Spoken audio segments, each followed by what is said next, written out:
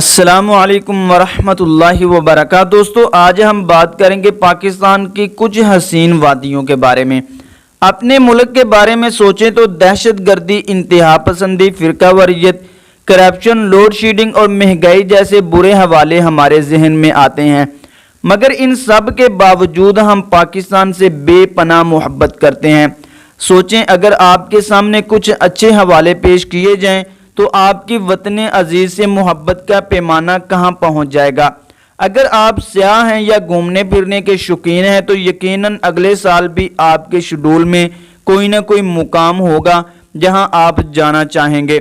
پاکستان کے خوبصورت اور تاریخی مقامات کے حوالے سے خصوصی تصاویر، پکچر شائع کیے جاتے ہیں، جس کا مقصد وطن عزیز کے مثبت پہلو کو اجاگر کرنے کے ساتھ ساتھ سیاحوں کو آگاہی فراہم کرنا بھی ہوتا ہے۔ ہم نے یہاں انہی تصاویر اور پکچر میں سے کچھ ایسے مقامات کا انتخاب کیا ہے جو آپ کو ضرور دیکھنے چاہیے۔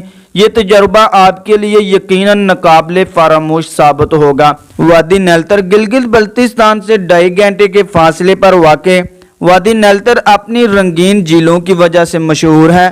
یہاں دنیا کا بہترین آلو بھی کاشت ہوتا ہے۔ چیڑ کے جنگلات سے گھری یہ وادی دنیا سے الگ تھلگ اور پرسکون جگہ معلوم ہوتی ہے۔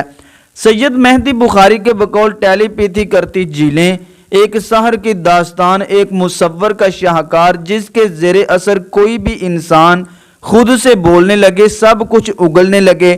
انسان لو بلڈ پریشر کے مریض کی طرح ایک جگہ ساکت ٹک باندھے بیٹھا رہ جاتا ہے، اور سننے والا بھی دل پر یوں دستے تسلی رکھتا ہے کہ روح تک مسیحی کی تاثیر اترتی ہوئی محسوس ہوتی ہے۔ دوستو وادی نیلم کا شمار بھی ان خوبصورت وادیوں میں کیا جاتا ہے۔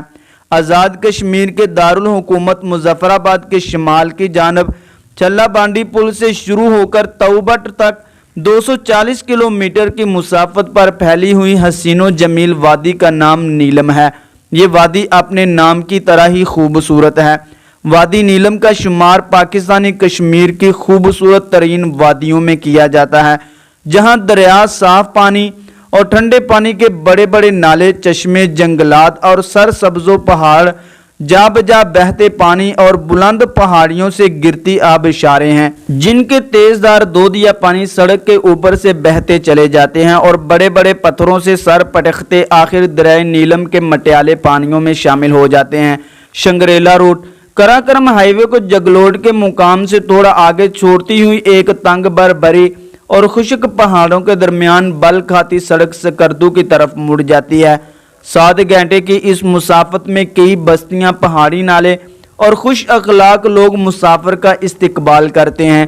دریائے سندھ پر بنا لکڑی کا قدیم پل عبور کرتی ہے۔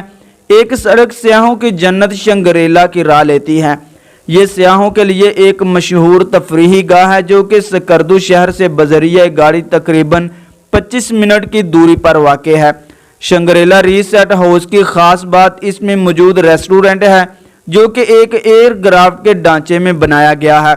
وادی گجال وادی گجال چین اور افغانستان کے ساتھ واقع پاکستان کا سرحدی علاقہ ہے۔ چین کے ساتھ گجال کی سرحد خنجراب کے مقام پر ملتی ہے، جو کہ سطح سمندر سے تقریباً 15,397 فٹ بلندی پر ہونے کی وجہ سے سال ہا سال برف سے ڈکی رہتی ہے۔ شمال مغرب میں گجال کا علاقہ چپورسن واقع ہے، جس کی سرحدیں براہ راست افغانستان کے علاقے وخان سے جا ملتی ہیں۔ وخان کا علاقہ تقریباً 6 میل چوڑا ہے، جس کے بعد تاجکستان کی سرحد شروع ہوتی ہے۔ پاکستان کو چین سے ملانے والی شاہراہ کراکرم بھی وادی گجال سے گزرتے ہوئے خنجراب کے مقام پر چین میں داخل ہوتی ہے۔ اس کی خوبصورتی کے بارے میں کچھ کہنے کی ضرورت نہیں، یہ تصاویر ہی سب کچھ بتانے کے لیے کافی ہیں۔ دیوسئی ہمالیہ کے دامن میں واقع دیوسئی دنیا کا سب سے بلند اور اپنی نوعیت کا واحد پہاڑی میدان ہے، جو کہ اپنے کسی بھی مقام پر 4000 میٹر سے کم بلند نہیں ہے۔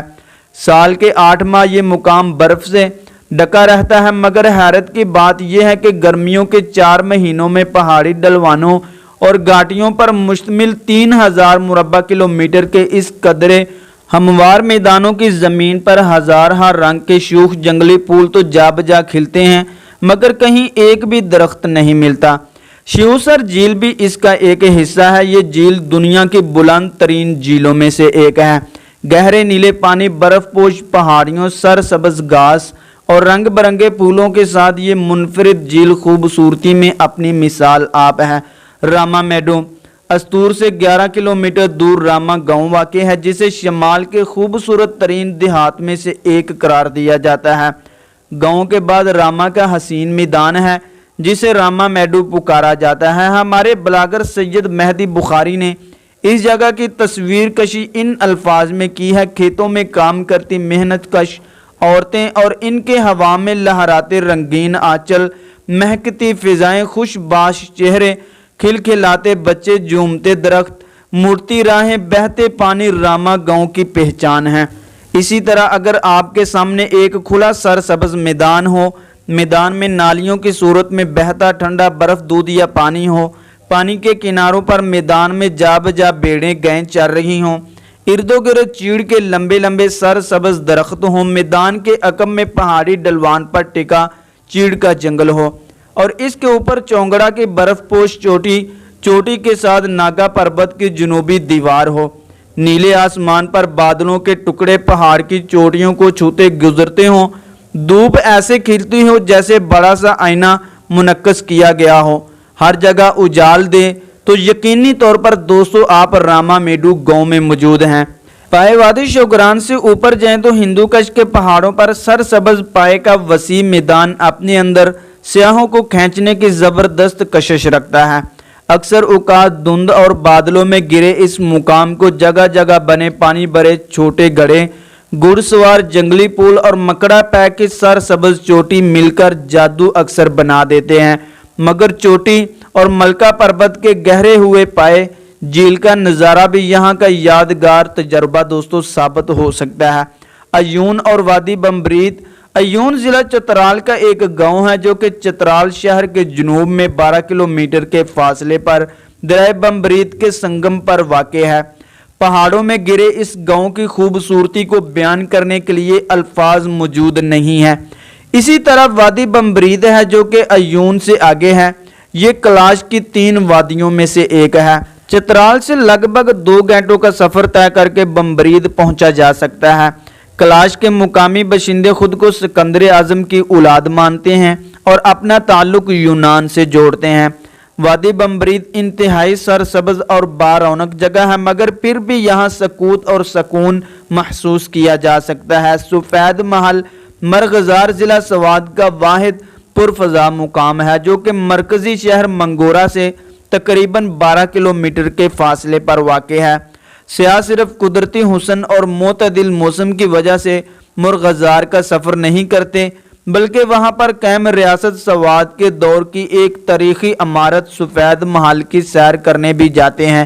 جدید ریاست سوات کے بانی میاں گل عبد الودود المعروف بادشاہ صاحب کے حکم سے جب 1941 کو سفید محل کی تعمیر مکمل ہوئی تو اس محل کی بدولت مرغزار کا علاقہ ایک طرح سے ریاست سوات کے موسم گرما کا دارالحکومت ٹھہرا۔ آج بھی 7 دہائیاں گزرنے کے باوجود سفید محل مرجع خلاق ہے۔ گرمیوں کے ساتھ ساتھ موسم سرما میں برف باری کے بعد بھی اس محل کی خوبصورتی دیکھنے کے لائق ہوتی ہے۔ کیرتھر اس خطے کی تاریخ اتنی بھرپور ہے کہ ہر ایک وقت کی بھول بھلیوں میں گم ہو جاتا ہے۔ یہاں متعدد چوٹیوں پر مشتمل پہاڑی سلسلہ بلوچستان اور سندھ کے درمیان ایک قدرتی سرحد بناتا ہے۔ 150 میل تک پھیلا علاقہ ندیوں، چشموں اور تاریخی مقامات کی بدولت ایک مثالی تفریح گاہ کی حیثیت رکھتا ہے، مگر افسوس کا امر یہ ہے کہ یہاں آنے والوں کی تعداد نہ ہونے کے برابر ہے۔ یہاں کے مقامی رہائشی سیاحوں کو خوش آمدید کہنے کے لیے بہت زیادہ بے تاب ہیں اور اپنے علاقے کا چہرہ بہتر بنانا چاہتے ہیں۔ مبارک ویلی دوستو، مبارک ویلی کراچی کا دوسرا بڑا ماہی گیر گاؤں ہے جس کی سرحدیں گڈانی بلوچستان سے جا لگتی ہیں۔ یہاں کے نظارے سنہری چٹانوں اور نیلے شفاف پانی کے انوکھے امتزاج کے گھیرے میں لپٹے ہوئے ہمیں نظر آتے ہیں۔ शहर के शोरो गल से दूर ये मुकाम आपका बेपनाह मोहब्बत के साथ इस्तकबाल करता है। जैसे ही आप साहल के करीब पहुंचते हैं तो वहां शीशे की तरह शफाफ पानी में डोलती लंगर अंदाज कश्तियां हमें नजर आती हैं। दरिया चनाब के किनारे पंजाब का देही इलाका, इसकी बात की जाए तो दोस्तों सुबह पंजाब को अल्लाह ताला ने बेशुमार नेमतों से नवाजा है। सोना उगलती ज़मीनें, लहराते खेतों, नगार, रंग बिरंगे मौसम कुदरत का अतिया है। मौसम सरमा रुखसत होता है तो मौसम बहार की रौनकें हर सौ फैलना शुरू हो जाती हैं। जाड़े के इख्तिताम पर पेड़ पौधे फिर से सब्जे की चादर ओढ़ते हैं। हर सौ सरसों के लहराते खेत नई जिंदगी की आमद का पता देते हैं। सैयद मेहदी बुखारी के बकौल दरिया चनाब के किनारे आबाद सियालकोट हुनरमंदों के शहर के नाम से जाना जाता है। ये शायद चनाब का ही असर है कि जिसके पानियों में ऐसा अमृत घुला है कि इसके किनारे बसने वाले शहर, बस्तियां, गांव जमीन के साथ जहन से भी सदा बहार जरखेज रहते हैं। इकबाल, फैज अहमद फैज और शिव कुमार बटालवी समेत कई ज़हीन लोगों ने यहाँ से जन्म लिया है। दरिया चनाब शहर से 20 किलोमीटर दूर मराला के मुकाम पर पुरसुकून बहता है। दोस्तों गांचे की बात करें तो संगलाख नुकीले पहाड़ों, बहते नीले पानियों, बुलंदी से गिरती आबशारों की ये सरजमीन कुदरती और इंसानी हुस्न से माला माल है। गांचे का सदर मुकाम खपलू अपने नाम की तरह ही खूबसूरत है। दरिया शरूक के किनारे बसी ये आबादी आज भी इतनी ही सादा और खालिश है जितनी सदियों पहले थी। खपलू को छोड़कर आगे बढ़े तो इसी बल खाती सड़क पर दरिया शयूक का खुला मैदान आता है, जहां ये दरिया फैलकर नालियों की सूरत में अपने वसी कैंकर भरे मैदान में बहता मिलता है। यहीं से इसके अकब में मशा बरूम पैक की चोटी का नज़ारा भी किया जा सकता है।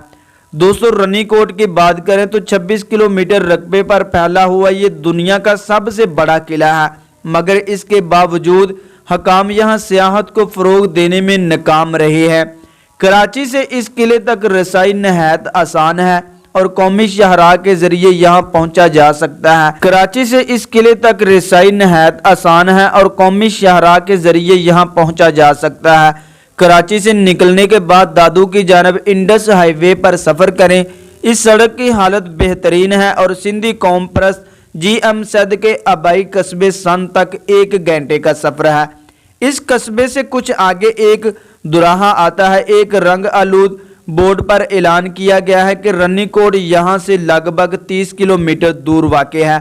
अगरचे सड़क काफ़ी ख़राब है, मगर फिर भी ये फासला 30 से 40 मिनट में तय हो जाता है। दोस्तों बहावलपुर की बात करें तो पंजाब की साबका रियासत बहावलपुर तारीखी अमारात, यादगारों और बागात के ख़जाने की मालिक है, जिनके बारे में आपने कभी सुना भी नहीं होगा। ये शहर दरिया सतलुज के बाईं किनारे पर पेशावर कराची की रेलवे लाइन पर वाक़ है। सहराई इलाके के साथ यहाँ सरसब्ज़ बागात भी आपकी नज़रों को तस्कीन पहुँचा सकते हैं, जबकि महल्लात की शान शौकत मरऊब कर देती है। गोरखहल की बात करें तो बर्फ़बारी और सिंध में दोस्तों सुनने में तो ये काफ़ी अफसाना सा ही लगेगा, मगर ये सूबा सिंध में एक मुकाम ऐसा है जहां मौसम सरमा में हकीकत में बर्फ़बारी होती है। 2008 में तो यहाँ की तमाम पहाड़ियाँ ही बर्फ़ की तह से ढक गई थी। गोरखहल सतह समंदर से 5688 फुट बुलंद एक दिलकश मुकाम है और ये कैरतहल पहाड़ी सिलसिले का हिस्सा है, जिसने मगरिब से सिंध की सरहद को बलूचिस्तान से मिलाया हुआ है। दोस्तों आज की हमारी वीडियो यहाँ तक ही। वीडियो अच्छी लगी हो तो प्लीज़ लाइक कर दें, चैनल को सब्सक्राइब कर दें और बेल के बटन को भी दबा दें, ताकि हमारी हर नई आने वाली वीडियो का नोटिफिकेशन बर वक्त आप तक पहुँचता रहे। अस्सलामु अलैकुम व रहमतुल्लाहि व बरकातहू।